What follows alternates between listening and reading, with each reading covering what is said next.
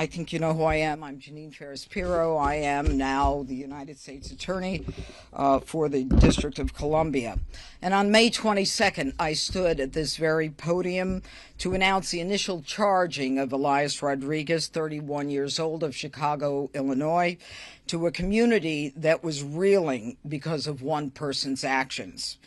Today, we in the United States Attorney's Office continue our journey to seek justice for not only two, but four victims of this horrific crime, which has had enormous consequences and repercussions, not just in the district, but nationwide and worldwide. Not only affecting these victims and their families, but opening old wounds and re-victimizing victims of past anti-Semitism. Now, a few facts. On May 20 of 2025, Elias Rodriguez traveled from Chicago, Illinois, to Washington, D.C., and brought with him a 9mm semi-automatic weapon. While on the plane, he traveled across multiple state lines and drafted a manifesto called an explication on his iPhone. His explication made clear his purpose in committing these crimes that I'm about to read to you was to demonstrate his hatred for the people of Israel. The next day, on the afternoon of May 21, he purchased a ticket to attend a young diplomat's reception sponsored by the American Jewish Committee at the Capitol Jewish Museum, located just 2 blocks from here on 3rd Street in Northwest D.C. Now, the American Jewish Committee, of course, supports Israel and its right to exist in peace and security. That very same night, he watched as people left the reception. When he saw the 4 victims in this case, all of whom were from the Israeli embassy, he crossed the street, he opened fire, killing first Yaron Lashinsky, then killing Sarah Milgram, and when firing these fatal shots, he yelled, "Free Palestine." After he killed Yaron and Sarah, he entered the Capitol Jewish Museum, pulled out a red keffiyeh, and yelled, "I did it for Palestine," after which he was arrested. Now, a D.C. grand jury has charged in this indictment 2 hate crimes, alleging that he murdered Yaron Lashinsky and Sarah Milgram because of his bias against the people of Israel. He demonstrated this hatred through his words, "death to Israel," and his violent actions against Yaron and Sarah and their co-workers from the Israeli embassy. He also posted one of his postings on social media, "Please, please, please, God, please, vaporize every Israeli." And now to the charges. A grand jury in the District of Columbia has indicted Elias Rodriguez in a 9-count indictment with the following crimes. Count 1, murder of a foreign official under 18 U.S.C. 1116 for the murder of 30-year-old Yaron Lashinsky, a foreign official employed by the government of Israel. Counts 2 and 3 are hate crimes resulting in death under 18 U.S.C. 249, where the defendant crossed state lines, willfully caused bodily injury to Yaron Lashinsky and Sarah Milgram because of actual as well as perceived national origin, which resulted in both of their deaths.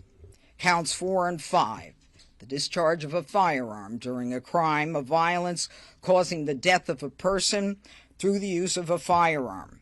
The defendant knowingly used, carried, and discharged a firearm during and in relation to a crime of violence, and with malice aforethought, he did unlawfully kill Yaron and Sarah with a firearm. Counts 6 and 7, first-degree murder while armed. Under the defendant Rodriguez, with deliberate and premeditated malice, killed Yaron and Sarah by shooting each with a firearm, thereby causing injuries from which each died. Counts 8 and 9, assault with intent to kill while armed with a firearm. He assaulted CS and AT, those are initials, with intent to kill a person. Attached to this indictment are further findings of the grand jury. It's designated as a notice of special findings under 18 U.S.C. 3591 and 92. This begins the statutory process and whether to seek the death penalty. This is a weighty decision. It takes time.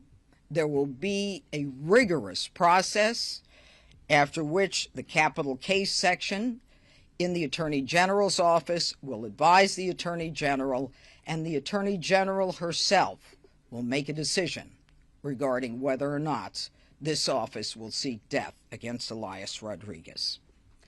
In that regard, I think it's important to identify a specific special finding, and I direct your attention to, I believe it's paragraph 28.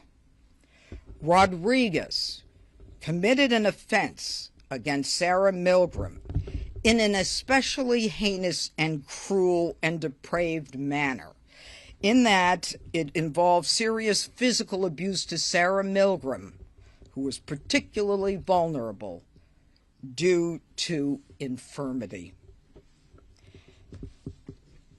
Now, let me close by saying that prior to speaking to you today, I spoke with the parents of Yaron Lashinsky as well as Sarah Milgram. The parents of Yaron are in Israel. Sarah's parents are in the United States. These are people who are broken because of one man's actions. These are people who should have been in-laws, but because of one man's action, they will never be able to celebrate a marriage that was intended or the grandchildren that would have resulted. The families want to thank the prosecutors in my office. They want to thank the FBI, the MPD, and all of the people in the Attorney General's office who have worked on this case, and they wanted me to send that message. And now I want to make something perfectly clear. Violence against anyone in this district will not be tolerated, especially violence which has hate at its core and is the genesis of violence. The president put me here to do a job, to clean up the district, to make sure that crime doesn't overshadow this phenomenal city, our nation's capital. And I have throughout my career fought anti-Semitism for 32 years as a prosecutor and a judge. I do so. I fight hate crimes with a vengeance. So don't even think about targeting people in this district because of who they are or because of where they're from. I promise you, justice will be swift and it will be certain. And I will work furiously and diligently with my phenomenal staff to make sure that we prosecute every one of these cases. This is the nation's capital. This is where we celebrate unity. Hate has no place, but justice will rule. And now I want to call upon Harmeet Dhillon to my right. She is the Assistant Attorney General for Civil Rights. You may know her, and I want to thank her and her division for helping us on this. Harmeet? Thank you, Judge Jeanine, for your remarks and for your diligent work of your office on this matter. It is my weighty responsibility under federal law to certify any hate crime charges at the federal level in the United States, and we did that in this case with alacrity. The Civil Rights Division remains unwavering in the same commitment that you just heard from Judge Jeanine. Namely, there will be a zero-tolerance policy in this district and in these United States for any hate-motivated violence, including in this case on the basis of actual and or perceived national origin. The community in question has been reeling from a stream of violence that has been occurring in these United States for almost 2 years now. To those who seek to inflict further pain and suffering on Israeli communities, we will use every legal tool at our disposal to hold them accountable for these actions and deter future actions. The Civil Rights Division is committed to ensuring that every community in these United States is safe from violence, intimidation, and discrimination, as in this case. No one in America should fear for their life because of their faith, religion, ethnicity, or national origin. This indictment reflects our ongoing commitment to hold these criminals accountable, and we will continue to relentlessly pursue justice for Yaron and Sarah, their families, and their communities. I hope this beginning of this process brings some comfort to the many people in this community who have approached the Department of Justice and expressed their deep concern for their safety. I think no one can claim that this is not a serious problem here in our district right now, and it is embarrassing as an American to see that. Next, I'm going to introduce FBI District of Columbia Field Office Criminal Division Special Agent in Charge, Reed Davis.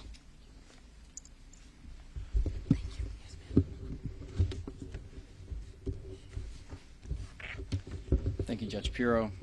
Thank you, AG Dhillon. Good morning. My name is Reed Davis. I'm the Special Agent in Charge for the Washington Field Office Criminal Division.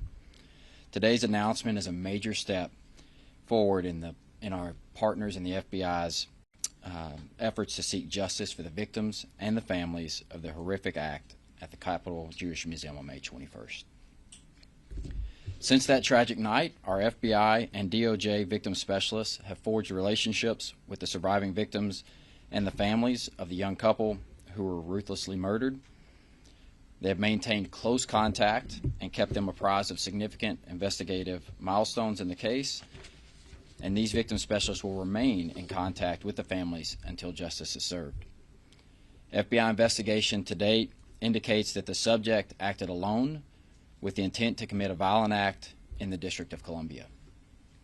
Based on his writings and communications, we believe he was a lone wolf actor, motivated by anti-Zionist and pro-Palestine ideology, with the goal of conducting a mass shooting to call attention to his political agenda. We wouldn't be at this stage without the significant support of our partners on the Washington Field Office Joint Terrorism Task Force, including the Metropolitan Police Department, the Diplomatic Security Service, the U.S. Capitol Police, and many others who have left no stone unturned in this investigation. The FBI field offices across the country also provided vital support, especially our Chicago field office, which conducted numerous interviews. In addition, we are extremely grateful to the members of the D.C. community who shared video footage of the subject's movements. We continue to seek information from the public relevant to this case and others as we see the spread of ideology-motivated violence and mass casualty events across the nation. Taking violent action in support of one's political or personal beliefs is abhorrent, it's unacceptable, and the FBI will rigorously investigate and aggressively pursue those who choose to do so. Our work is not done. This indictment is the next step towards justice, and we'll continue to support the prosecution of the subject through our investigation. And now more than ever, we need the public to be vigilant and report to law enforcement any concerns they may have of an individual who may be considering violent actions. Thank you, and now I'd like to turn it over to MPD Assistant Chief Rami Kyle.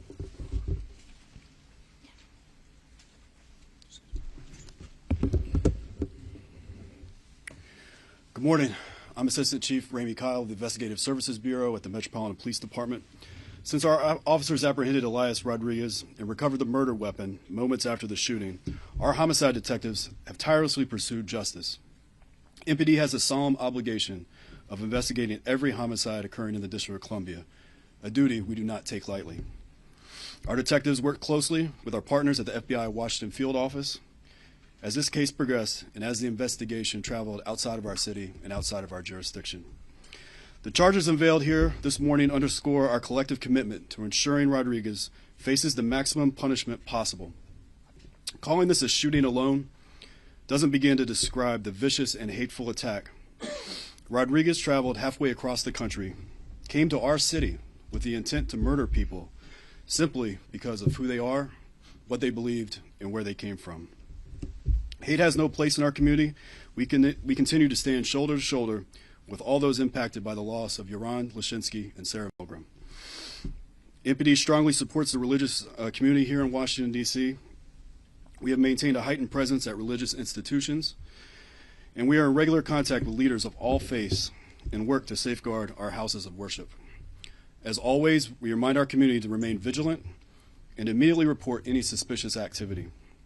I want to commend the dozens of MPD officers and fellow first responders that rushed to the Capitol Jewish Museum that night. These brave men and women, they did not know the nature of the threat they were running toward and acted swiftly to take this suspect into custody. I want to thank our partners here at the United States Attorney's Office and the FBI Washington Field Office for their commitment to pursuing justice. Every agency involved in this investigation has worked together seamlessly from the very beginning. And lastly, I want to express our gratitude to our local community for providing tips and video that helped our detectives with this case. I also want to thank our community for supporting our Jewish community in the face of this awful tragedy.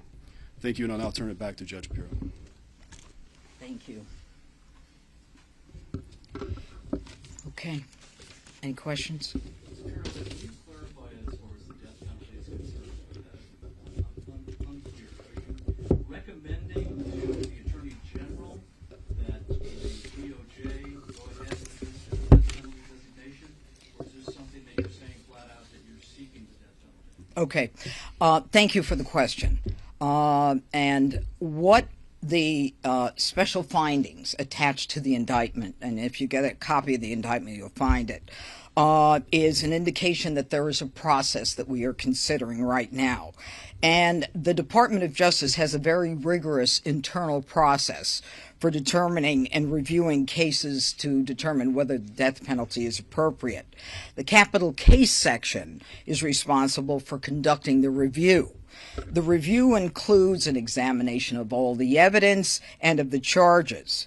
The defendant is allowed to submit information for consideration by the capital case section as well, which is one of the reasons that we attach these special findings. Once this review is completed, it is then that the Attorney General will determine whether or not to authorize my office to seek death. So the simple question, or the simple answer to your important question is, we are starting the process. We've made no decision yet. Yes, sir. Judge Pirro, go ahead. There's been reporting and addition after an attack earlier this week on a Trump administration DOJ official that the Trump administration was making plans to increase federal law enforcement throughout the city. Can you confirm if that's accurate and what your office is aware of? You know, my understanding is that both the Trump administration as well as the Metropolitan Police Department are looking to increase law enforcement efforts because of the violence we're seeing across this country, across this city.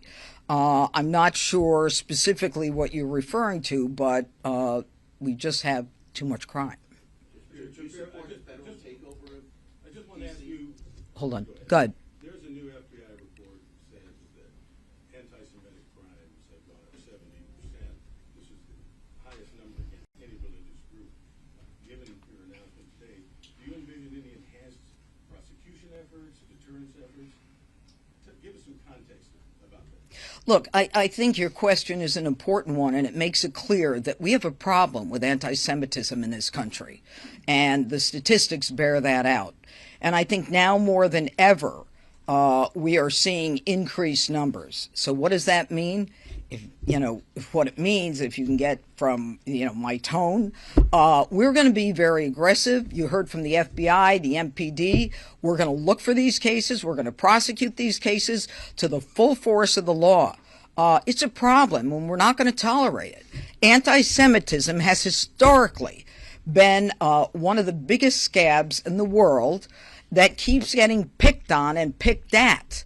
So from my perspective, I will go forward with every case with vengeance. Judge Judah, do you support a federal takeover of Washington, D.C.? Well, Yeah, that is a decision for the president. And I think that what the president was saying is that we're seeing far too much crime being committed by young people, 14, 15, 16, 17 years old, that I can't get my hands on. I mean, I don't know if you've seen some of the pictures, but, you know, young people are coddled, and they don't need to be coddled anymore. They need to be held accountable. They shouldn't be going to arts and crafts in family court. They need to understand that enough is enough, and that the D.C. Council has to repeal some of these absurd ordinances and laws that they've had passed that do nothing to protect the people of this city and of this district. And I will reference a case that I wrote an op-ed piece on that I've been talking about for weeks. A young person gets on a bus with an illegal gun. There is a family on the bus. He makes a decision to shoot someone in the chest. To me, that's intent to kill. But for the grace of God, that individual did not die. Now, he's got a gun. It's illegal. He used the gun. Guess what the sentence was? I got a conviction. The sentence was probation. We can't have that. And by the way, he wasn't a kid. He was 19. These are the rules of the D.C. Council. They've got to be changed. We've got to have the ability to let young people know that they're going to be accountable.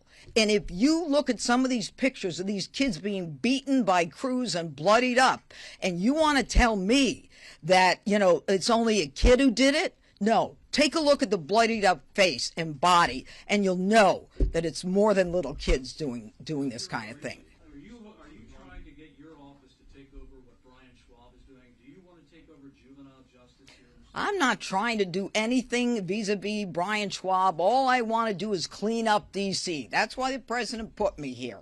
And youth crime is on the rise. In the last 4 years, we've had 150,000 cases of youth violence.